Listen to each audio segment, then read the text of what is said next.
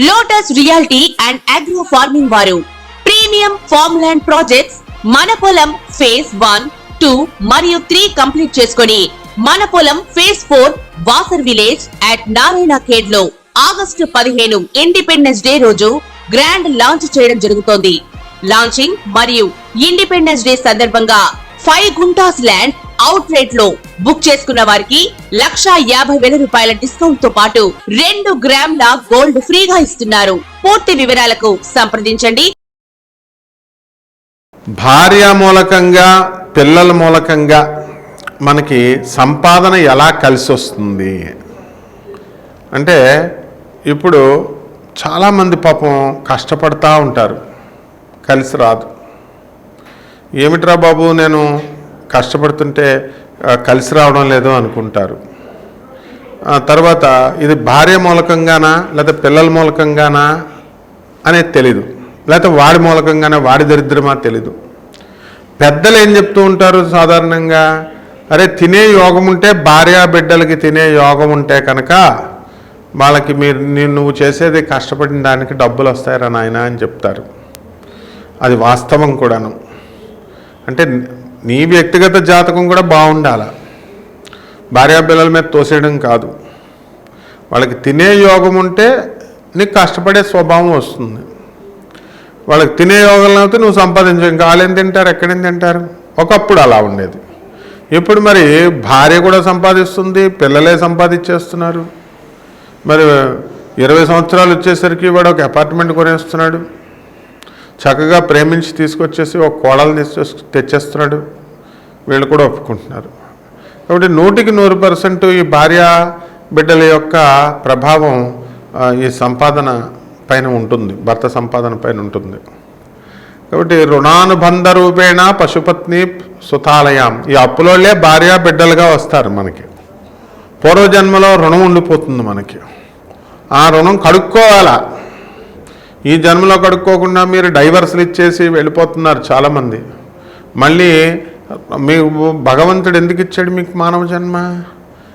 మీకు ఈ జన్మలో మీరు భార్యాభర్తలు ఇద్దరు కలిసి ఉండండి, వాళ్ళు కొట్టుకొనైనా తిట్టుకొనైనా కర్మలు బంధాలు ఉన్నాయి, ఇంతవరకు మీరు సంపాదించుకొని ఇలా ఒక చోట పడి ఉండండి అని ఇస్తున్నారు. మీరు విడాకులు తీసేసుకుంటే మళ్ళీ నెక్స్ట్ జన్మలో ఈమె మీ భార్య కింద వస్తుంది. కంపల్సరీ రుణానుబంధం కట్ అవ్వదన్నమాట. ఆ రుణం పూర్తిగా తీర్చుకోవాలి. కాబట్టి ఇదంతా ఎందుకు? చక్కగా ఆడవాళ్ళ పాపం చెప్తారు, కడుక్కోరా నాయన, కడుక్కో, ఇక్కడే కడుక్కో, జన్మ నాతో ఉండు, నువ్వు సంపాదించు, నా పిల్లల్ని చూడు, నన్ను చూడు అని. ఎక్కితే కదా బ్రెయిన్కి, ఎక్కదు.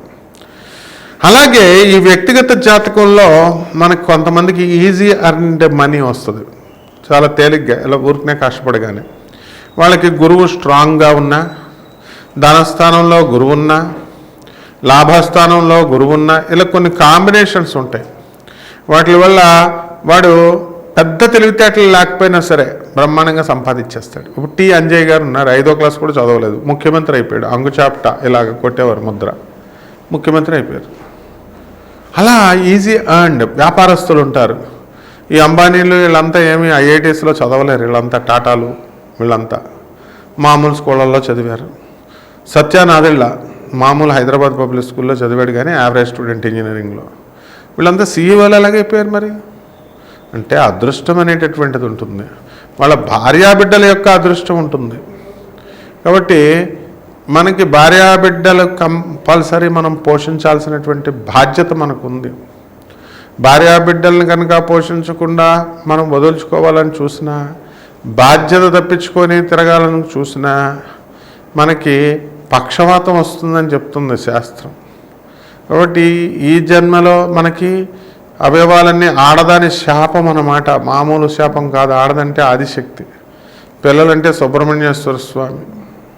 తప్పకుండా శపిచ్చేస్తారు, పైకి చెప్పుకోలేరు పాపం ఆడవాళ్ళు, నోట్లో తిట్టుకుంటారు, అదే శాపం కింద వస్తుంది. నేను చూశాను చాలామందిని, నువ్వు లారీ కింద పడతావు, నువ్వు లారీ కింద పడతావు, నువ్వు లారీ కింద పడతావు అని ఒక ఆవిడ భర్తను ఎప్పుడు అనేది. ఏంటత్తా ఇలా అంటున్నావు అని చిన్నప్పుడు మేము రైల్వే కోర్ట్స్లో రాజమండ్రిలో అనేవాళ్ళం. వాళ్ళ భర్త కె వీరాస్వామి అలాగే లారీ కింద పడి చచ్చిపోయాడు. ఇదేమిట్రా బాబు అంటే ఆడది ఆదిశక్తి. ఇంకొకడు నీ పెళ్ళం వదిలేయా, నీ పెళ్ళం వదిలేయాలా, నీ పెళ్ళం వదిలేయాలా అనేది వాళ్ళ మొగుడిని. ఏమిట్రా బాబు ఇలా అంటుంది అనుకున్నాను. ఆవిడే వదిలేసింది ఒక శుభముహూర్తాన్ని. వాడేమో ఈమె పాపం చాలా మంచిగా ఉండేది, విలేజ్ నుంచి వచ్చింది, రైల్వేలో జాబు, చక్కగా మామూలుగా ఉంటే నువ్వు బాగా తయారవు అని బ్యాగ్ ఇచ్చి, హ్యాండ్ బ్యాగ్ ఇచ్చి డ్రెస్సులు వేయమనేవాడు. మామూలుగా సాంప్రదాయంగా ఉండేవాళ్ళు, మేకప్ వేసుకో అని. వీళ్ళు వద్దు అనేది పాపం ఆవిడ. మేము అప్పుడు స్టూడెంట్స్, మా దగ్గరికి వచ్చేది, మా గురువుగారి దగ్గరికి వచ్చేది, సార్ ఇతను నన్ను తయారవ్వమంటున్నాడు, మంచిగా తయారవ్వమంటున్నాడు అంటే మా గురువుగారు చెప్పారు, ఇప్పటికీ నాకు గుర్తుంది, పురాణపండి రాధాకృష్ణమూర్తి గారు, జయశ్రీ టాకీస్ దగ్గర రాజమండ్రి, నువ్వు తయారవరా నాయన, నువ్వు అందంగా నిన్ను చూస్తారు, నీ పెళ్ళాన్ని తయారవ్వమంటే వెంటరా, నీ పెళ్ళాన్ని అందరూ చూస్తారు అంటే వినలేదు. ఆవిడ నెమ్మదంగా భారత చెప్పినట్టుగా మారింది. చక్కటి డ్రెస్సులు వేసింది, మేకప్లు వేసుకుంది, లిప్స్టిక్లు పెట్టుకుంది. కొన్నాళ్ళకి 4-5 నెలలకి ఈమె సీనియర్ అయిపోయింది. ఒకనొక శుభముహూర్తంలో ఆమె వేరే వాళ్ళతో వెళ్ళిపోయింది. కాబట్టి వాళ్ళు చెప్పిందే జరిగింది. మన నోటితో స్త్రీ ఏదంటే అది జరుగుద్ది. కాబట్టి మనం భార్యల్ని హింసించకూడదు, పిల్లల్ని హింసించకూడదు. కాబట్టి భార్యాభర్తల యొక్క బిడ్డల యొక్క ప్రభావం మన ధనం మీదే కాదు, మన వ్యక్తిగత జాతకాల మీద కూడా ఆధారపడి ఉంటుంది ప్రతి వ్యక్తికి. మా అమ్మ అంటే నాకు చాలా ఇష్టం, మా అక్క అంటే నాకు చాలా ఇష్టం, మా చెల్లెళ్ళు అంటే చాలా ఇష్టం అని భర్తలు చాలామంది భార్యల దగ్గర ఫోజులు కొడుతూ ఉంటారు, బిల్డప్లు ఇస్తూ ఉంటారు.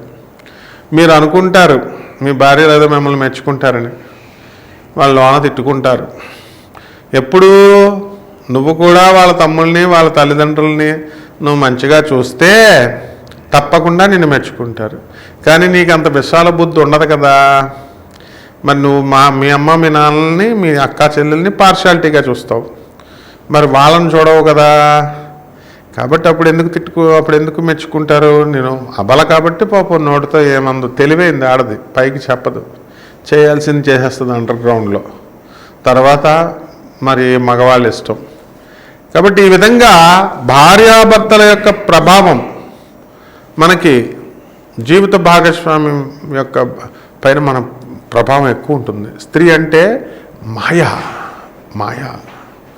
ఏమని చెప్పాడో, ఔరత్కి మాయా భగవాన్న పాయా అన్నారు. అంటే ఆడదాని మాయ భగవంతుడు కూడా తెలుసుకోలేడు అని. సముద్రం లోతంతో ఆడదాని మనసు తెలుసుకోలేరు. తస్మాత్ జాగ్రత్త ఆడవాళ్ళతో. లవ్లంత ఈజీ కాదు. Don't play games. ఈ కామ్తో ప్లేస్ చేయొద్దు గేమ్స్ అనేవారు కదా, అలా మీ భార్యలతో ప్లేస్ చేయొద్దు.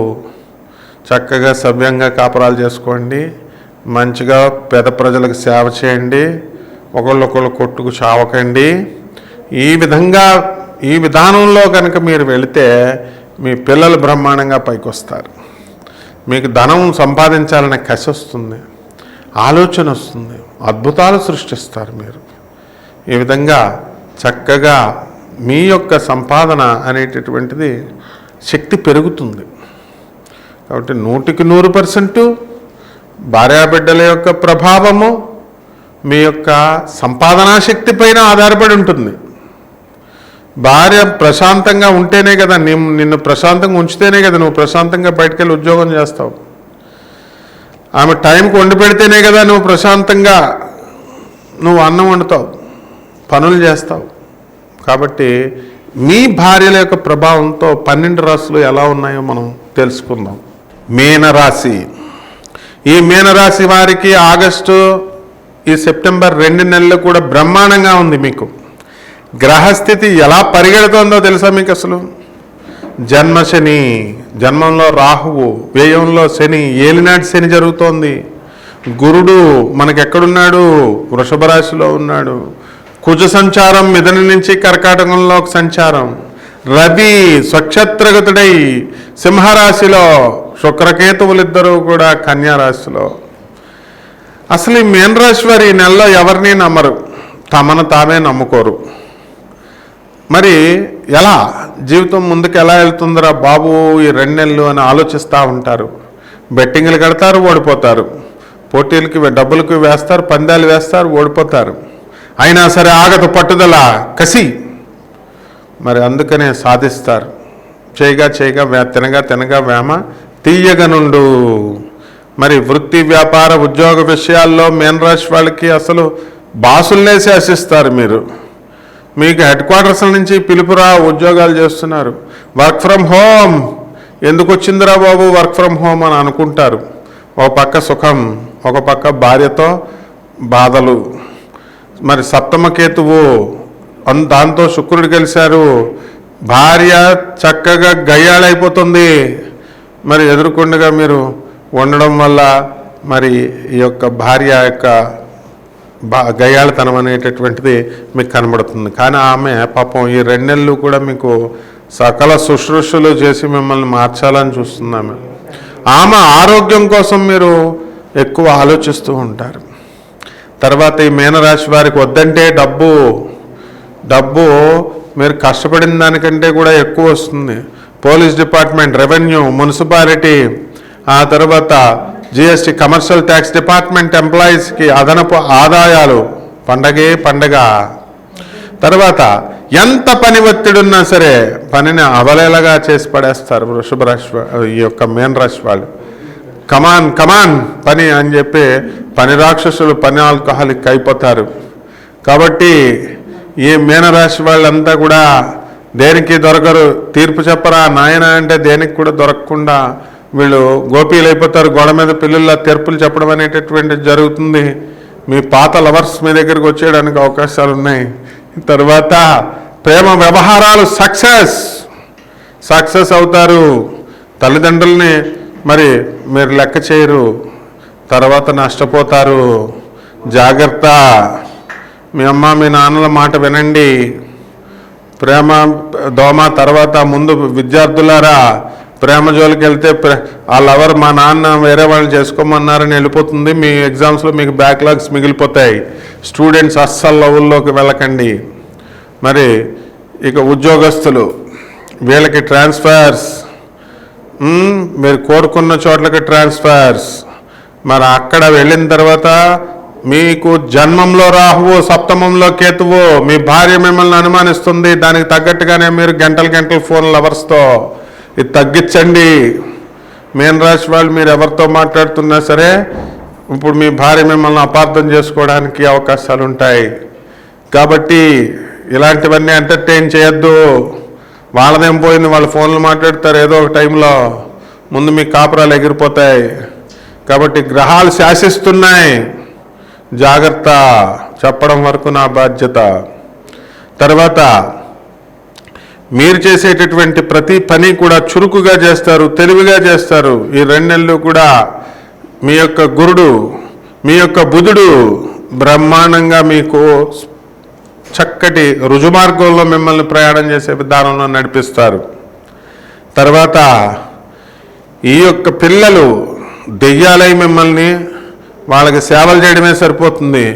మీరు చెప్పింది వినకుండా మిమ్మల్ని దెయ్యాలై ఏడిపిస్తూ ఉంటారు.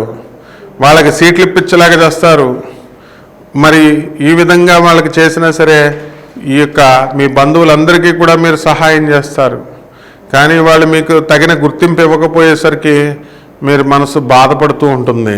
ఇలాంటివన్నీ పట్టించుకోకండి, చేసుకుంటూ వెళ్ళిపోండి సహాయాలు. రెమెడీస్ దగ్గరికి వచ్చేసరికి ఏలినాటి శని జరుగుతోంది మీకు.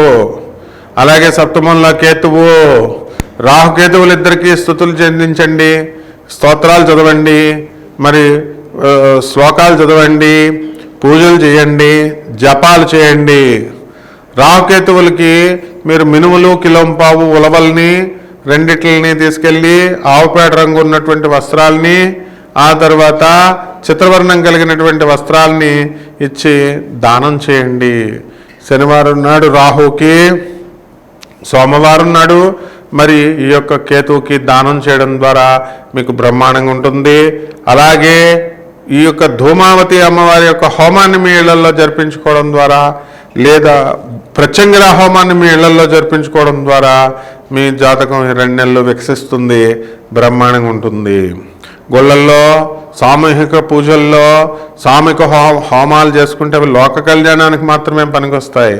వ్యక్తిగతంగా మీరు మీ సమస్యలు మీ ఇళ్లలో ఉంటాయి, మీ భార్య భర్తల్లో ఉంటాయి, మీ కుటుంబ సభ్యుల మధ్యలో ఉంటాయి. కాబట్టి ఇళ్లలోనే చేసుకోవాలా. శుభమస్తు.